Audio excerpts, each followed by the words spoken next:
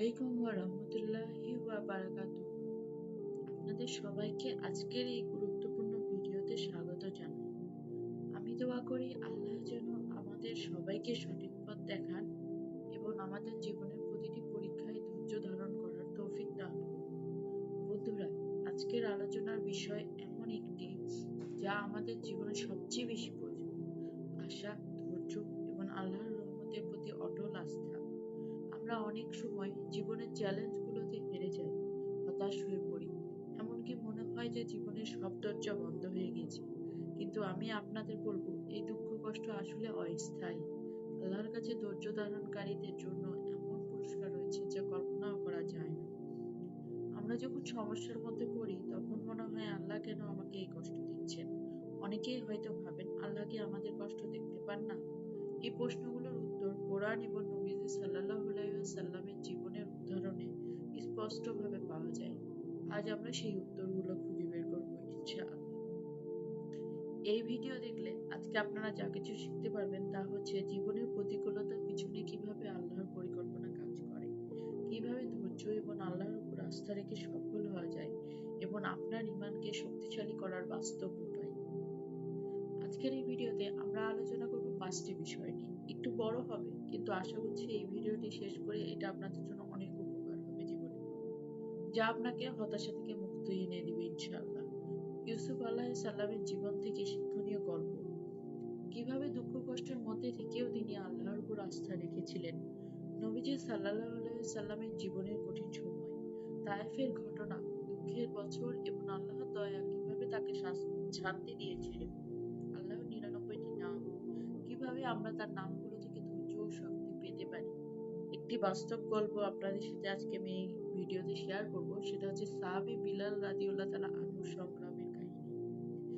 এবং লাস্টে আমি আপনাদের সাথে শেয়ার করব এমন কিছু আয়াত এবং হাদিস যা আপনাকে নতুন করে জীবন শুরু করতে অনুপ্রাণিত করবে ইনশাআল্লাহ। যদি আপনি জীবনের চ্যালেঞ্জগুলোর মুখোমুখি হয়ে নিজেকে একা মনে করেন তাহলে এই ভিডিওটি আপনার জন্য।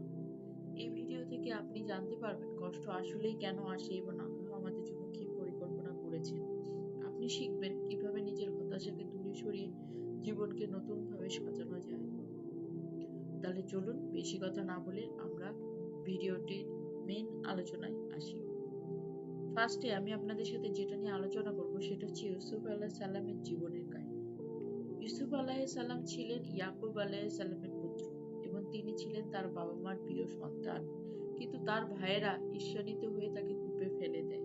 সেখান থেকে তিনি মিশরে দাস হিসেবে বিক্রি হন।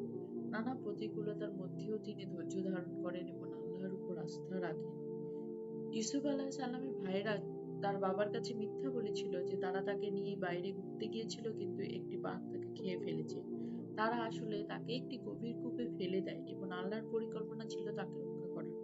একদল পথচারী কূপ থেকে তাকে উদ্ধার করে। উদ্ধারের পর ইউসুফ আলাইহিস সালামকে মিশরের এক ধনী প্রভুর কাছে বিক্রি করা হয়। সেখানে তার প্রভুর স্ত্রী জুলেখা তাকে মিথ্যা অপবাদ দেয় এবং এই অভিযোগে তাকে কারাগারে বন্দী করা হয়। কারাগারে থাকাকালীন ইউসুফ আলাইহিস সালাম দুই বন্দীর স্বপ্নের অর্থ ব্যাখ্যা করেন। তাদের ব্যাখ্যা মিশরের রাজার কাছে পৌঁছে যায়।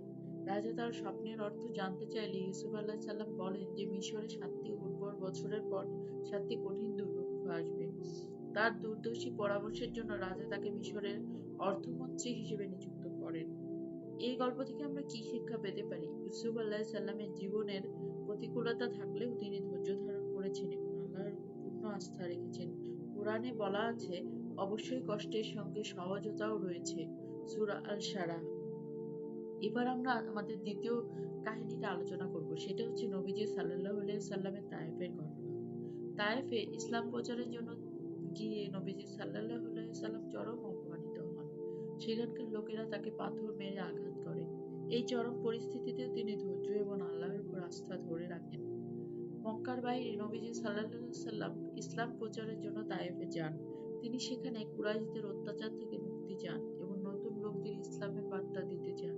কিন্তু তায়েফের লোকেরা তাকে গ্রহণ করেননি, বরং তারা তাকে বিদ্রূপ করে এবং পাথর ছুঁড়ে মারতে শুরু করে। তায়েফ থেকে বেরিয়ে আসার সময় নবীজি সাল্লাল্লাহু আলাইহি সাল্লাম সারা শরীর রক্তে ভেসে যায়। তিনি তখন আল্লাহর কাছে প্রার্থনা করেন, হে আল্লাহ, আমি তাদের প্রতি রাগ করিনি, আপনি তাদের জন্য হেদায়েত দিন, কারণ তারা জানে না আমি কে। তার ধৈর্যের জন্য আল্লাহ তাকে পুরস্কৃত করেন। কিছুদিন পর তায়েফের লোকেরাও ইসলামের সঠিক পথ গ্রহণ করেন। নবীজি সাল্লাল্লাহু আলাইহি সাল্লাম আমাদের শেখান, প্রতিকূল অবস্থায়ও আল্লাহর রহমতের উপর আস্থা রাখতে হবে। কোরআনের একটি আয়াত হলো, তোমরা ধৈর্য ধারণ করো, আল্লাহ ধৈর্য ধারণকারীদের সঙ্গে আছেন ইনশাআল্লাহ। এবার আমরা আলোচনা করব সাহেবী বিলাল রাদিয়াল্লাহু তাআলা আনহুর সংগ্রামের জীবন। বিলাল রাদিয়াল্লাহু তাআলা ছিলেন একজন দাস। তিনি ইসলাম গ্রহণ করেছিলেন। তার প্রভু তার উপর চরম নির্যাতন চালায়, কিন্তু তিনি তার বিশ্বাস ধরে রাখেন। বিলাল রাদিয়াল্লাহু তাআলা আনহু ইসলাম গ্রহণ করলে তার মালিক উমাইরা ইবন খালিদ তাকে নির্মম নির্যাতন শুরু করে। তাকে রোদে গরম বালতিতে শুইয়ে বড় পাথর দিয়ে চেপে রাখা হতো। এরপর তাকে জিজ্ঞাসা করা হতো, তুমি কি আল্লাহকে অস্বীকার করবে? তিনি বারবার বলতেন, আহাদ আহাদ, এক আল্লাহ, এক আল্লাহ। আবু বকর সিদ্দিক রাদিয়াল্লাহু তাআলা আনহু তাকে দাসত্ব থেকে মুক্তি দেন। পরে তিনি ইসলামের প্রথম মুয়াজ্জিন হিসেবে নিযুক্ত হন। ধৈর্য এবং বিশ্বাস মানুষের সম্মান বাড়ায়। আল্লাহ তার প্রতি বিশ্বস্তদের কখনোই ত্যাগ করেন না। এবার আমরা আলোচনা করব আল্লাহর ৯৯টি নামের শক্তি। আর রহমান পরম দয়ালু এবং আর গফুর ক্ষমাকারী। আর রহমান আমাদের শেখায় যে আল্লাহ সবার প্রতি দয়া করেন, মুমিন অমুমিন উভয়ের প্রতি। আমরা যতই পাপ করি না কেন আল্লাহ আমাদের ক্ষমা করতে প্রস্তুত। কোরআনে আল্লাহ